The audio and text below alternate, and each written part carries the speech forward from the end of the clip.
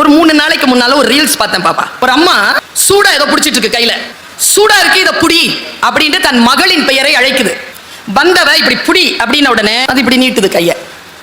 அந்த அம்மா சொல்லுது இங்க இப்படி சூடா இருக்கு, மறுபடியும் இப்படி நீட்டு, மறுபடியும் சொல்லுது, மறுபடியும் இப்படி நீட்டுது. உங்களுக்கு தெரியும்ல நம்ம அம்மா என்ன செய்வாங்க, கடைசியா சத்தம் போட்டு திட்டின உடனே இல்ல அந்த பொண்ணு இப்படி பிடிச்சது.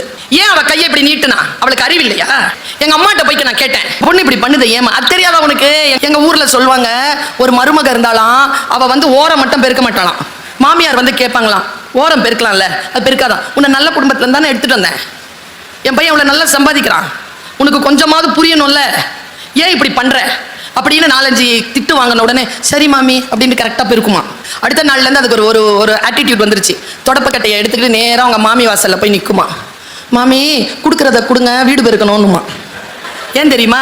சில பேருக்கு ஒரு வாட்டி சொன்னால் புரியும் சார், சில பேருக்கு 10 வாட்டி சொன்னாலும் புரியாது சார். வேணும்ன்ட்டு திமிரு செய்யாமல் இருக்கிறாங்க. அப்படி கிடையாது சார், 9 வாட்டி நீங்கள் சொன்னது புரியல சார்.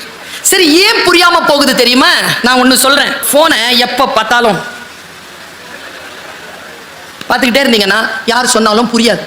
புத்தகத்தை படிச்சீங்கன்னு வச்சுக்கோங்களேன், எவன் சொன்னாலும் புரியும். அதுக்கு பெயர் தான் கல்வி, அதற்கு பெயர் தான் அறிவை கூர்த்திட்டுதல். அதனால் சொல்லுகிறேன், இந்த அறிவை கூர்த்திட்டி தந்த புத்தகங்களே உங்களுக்கு நன்றி.